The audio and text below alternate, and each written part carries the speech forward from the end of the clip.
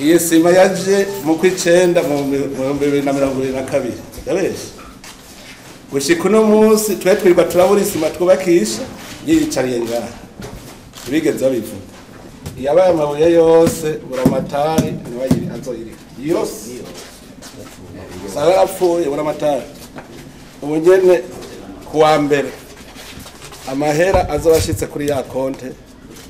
yo busuma murabona ingene ico bita kwankiriza murabibonye twirirwa turarondera isima twubakisha amashure hajya hirya muri komisariya bafashe umugambi wo kwibakira sare babuze isima yumiye ngaha imaze umwaka ngaha niyo mu kw'icenda ntibumva yuko hasigaye ukwezi ngo kwiza umwaka nta na kimwe yigeze ikora ubunebwe n'abandi ko ndababwira mwebwe none aha wewe urasarukira mu ntara wumva usarukira uzi ivyo nariko ndavuga ubunebwe bw'indongozi nkabwira amatari ko mwebwe muri vyariho vyanje urabibonye buramatari urabibonye ikiganiro abamenyesha makuru uvuga ingene vyakugenda turubaka amatribine hama tumaze kubaka amatribine isima yari yaje hanyuma ndamenya yuko abafundi bariko barayikoresha hanyuma hari isima yasigaye imaze gusigara rero nagiye kumenya mu nyuma ko hari isima yasigaye itakoze maze kubimenya niho rero nabona ko kuri konte ata amafaranga ahari yihuta kugira ngo duce tubandanye ibikorwa ico naciye nsaba yuko abahinga bihuta kutugirira ivyigwa kugira ngo dushe kubandanya ibikorwa turonke ukuntu dushobora gukoresha iyi sima ivyo vyigwa rero vyari vyaheze twari mu ntumbero yuko duca dusubira gutangura ibikorwa kugira ngo iyi sima vyihuta tuyikoreshe kuvuze ngo twagomba kubaka mwo kubakishije aya mabuye ishura egene icubahiro jewe navuze ko namenye ko hari sima yasigaye haciye umwanya hanyuma rero maze kubimenya niho navuze nivyo bavyihuta rero yuko duca dukoresha ivyigwa kuko bikorwa dukorera ngaha kuri stade bikorwa bibanza gusaba ivyigwa kandi bigasaba nuko tuba dufise uburyo ku makonte nico gituma ariko ndarondera rero yuko ibikorwa dusubira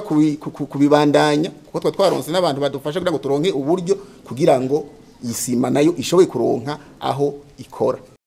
Nimwiyumvira umukuru w'igihugu kubona ibintu biri mu ntara afise icariho c'ubura amatari muga ntigira abona ivyo nonekaye mu ntara atabibona amashanje nga muri intara ndazi ko hari yari gufuma n'uri ko yubaka inzu yiwe yari gufuma yimuha hanyuma iyo sima kazoyisubiza ico ni icambere je mbonye none ko yase kumbera amaso akaba je ndavyibonera nta kindi icambere nuko iyi sima yose amahera yayo niwe ategerezwa kuyariha yose hama nawe niyababona ashobora kuyubakisha araca yitwara yubakishe iwe mugabo amahera yayo yose iyo ni ingingo ya mbere yihuta ibindi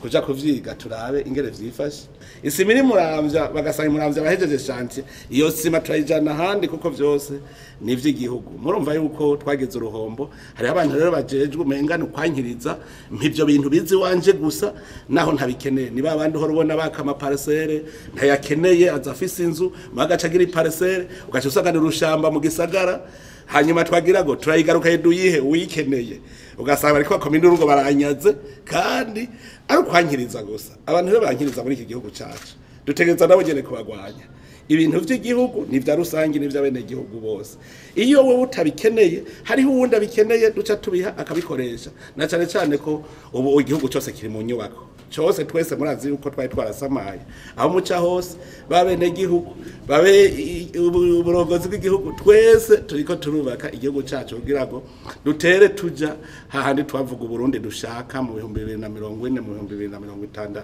bose bariko barubaka rero ntidukeneye umuntu azaranjanjwa ku bintu ntitubikeneye rero nta nakaro tubonye duca twiruka turabe mu ntara zose ingene vyifashe dutabara ibigitabarika bakanakararo tubonye yuko hari abantu bafata minenerwe ivy'igihugu